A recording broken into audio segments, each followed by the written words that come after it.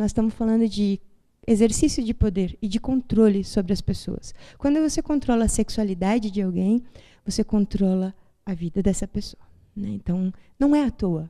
Né? Não é à toa faço o que eu digo, não faço o que eu faço.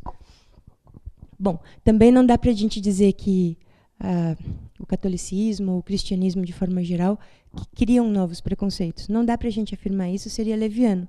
Mas o que dá para a gente dizer é que eles, na verdade, legitimam preconceitos que já estão circulando na sociedade. E empoderam, por exemplo, violadores de mulheres. Né? Lembram do caso da Lagoinha, lá da menina de 9 anos que ficou grávida de gêmeos por ter sido estuprada pelo padrasto?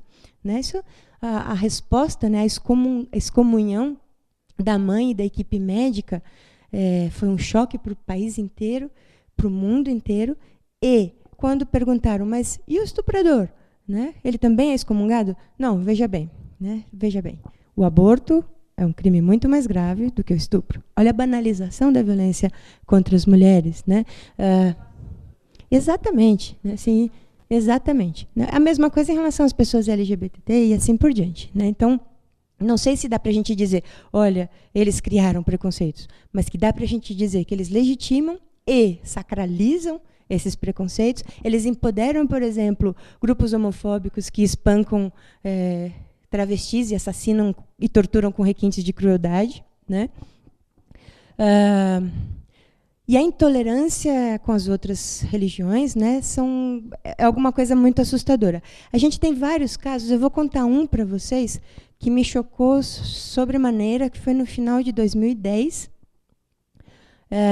na Bahia, num terreiro de candomblé. Estava acontecendo, era uma casa muito tradicional, eu não me lembro o nome, eu peço perdão, mas estava acontecendo uma festa muito tradicional que era em homenagem à entidade, que era a entidade principal da Mãe de Santo do terreiro. E aí chegaram policiais, 2 policiais, me parece, invadiram, dizendo que estavam procurando ladrões e coisas assim. E aí as pessoas pararam o que elas estavam fazendo e disseram, olha, não chegou ninguém aqui, só estamos nós, não tem nenhum ladrão, não sei o quê. E eles insistindo, e com uma maneira muito violenta, querendo interromper tudo aquilo, e a entidade baixou na Mãe de Santo, e aí eles, de uma maneira muito violenta, arrastaram a Mãe de Santo e colocaram a Mãe de Santo sobre um formigueiro. Enquanto a Mãe de Santo estava sobre o formigueiro, as pessoas da comunidade, muito indignadas, tentaram tirar ela, porque era uma coisa absurdamente violenta. E eles botaram a arma na cabeça dela e disseram, se alguém se aproximar, a gente mata ela.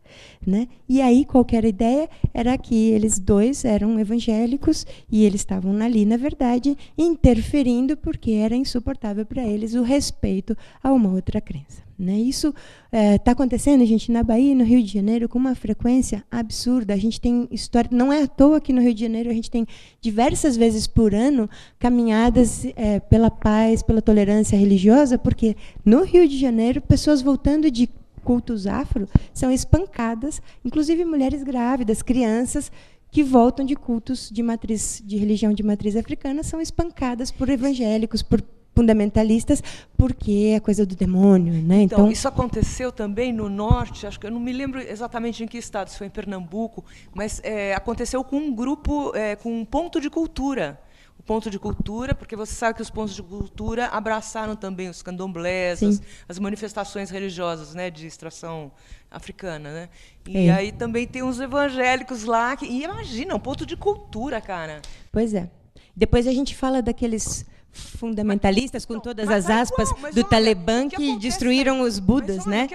Que horror, né? O que acontece na igreja, quer dizer, com o Ratzinger e o outro lá, o João Paulo, quer dizer, o outro lá. Quer dizer, está acontecendo em todas as áreas, né? Em todas as áreas. O povo, assim, realmente, estamos em guerra, né? Assim, o povo tem que morrer. E a gente precisa ficar bastante atenta e atento, porque a gente está tendo um recrudescimento desse fundamentalismo intolerante, violento, né?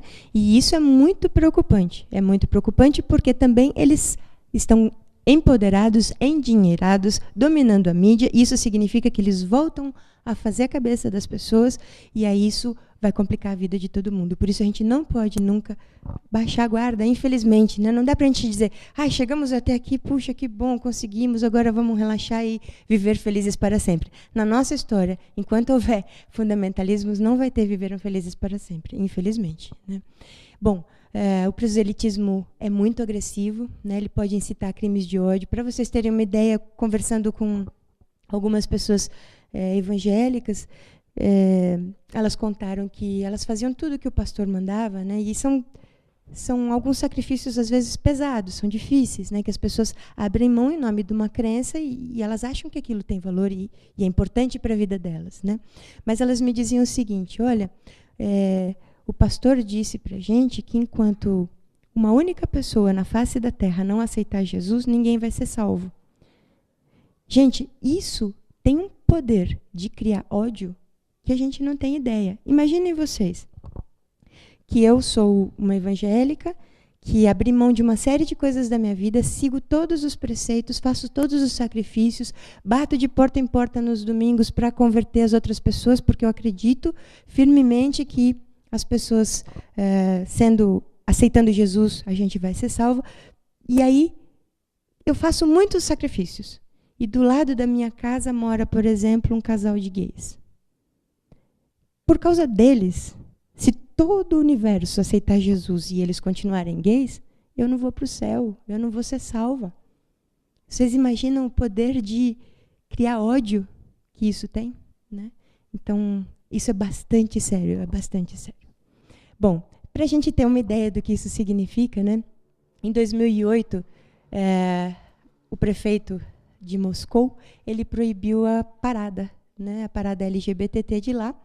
E aí, na verdade, o movimento LGBT fez uma resistência, fez a parada assim mesmo, e todo mundo sabia, né? Tanto que vocês podem observar, olha o número de jornalistas, fotógrafos, enfim, tentando cobrir, né, a parada. A parada durou exatamente 15 minutos, ela foi reprimida, teve violência policial e assim por diante.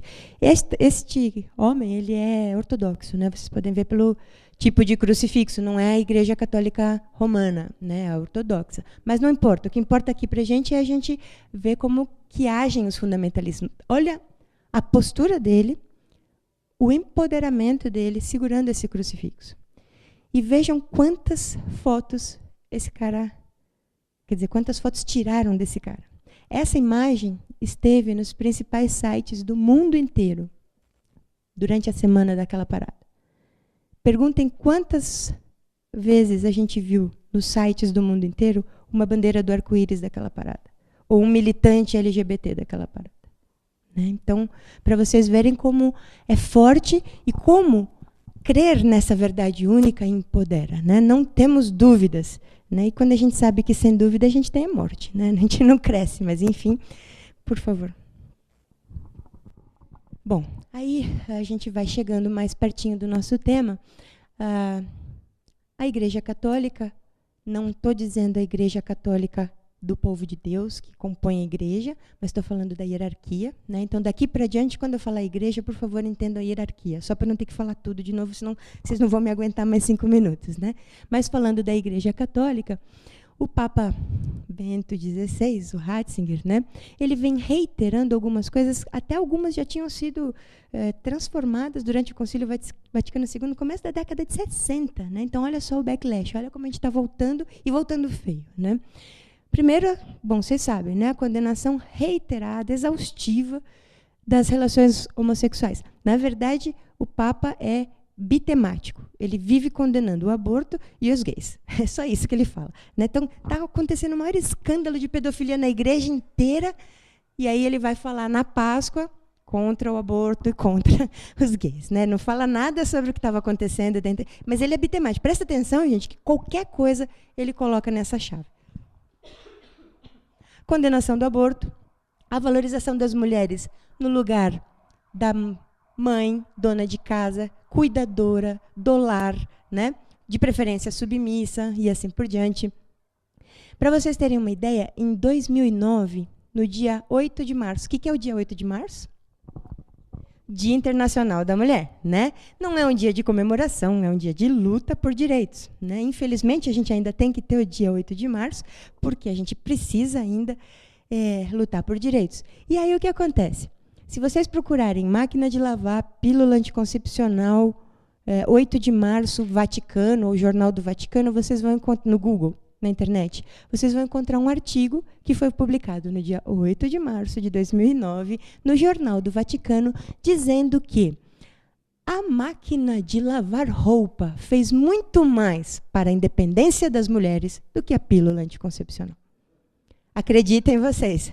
Não estou falando, não é piada, procura lá porque está no Jornal do Vaticano. Né? Então, para vocês verem o lugar que a mulher está. Então, óbvio, você põe toda a roupa na máquina para lavar, enquanto a máquina lava a roupa, você pode fazer mais comida, você pode limpar melhor a casa, você pode ver se seus filhos fizeram a lição de casa, e assim por diante. Né?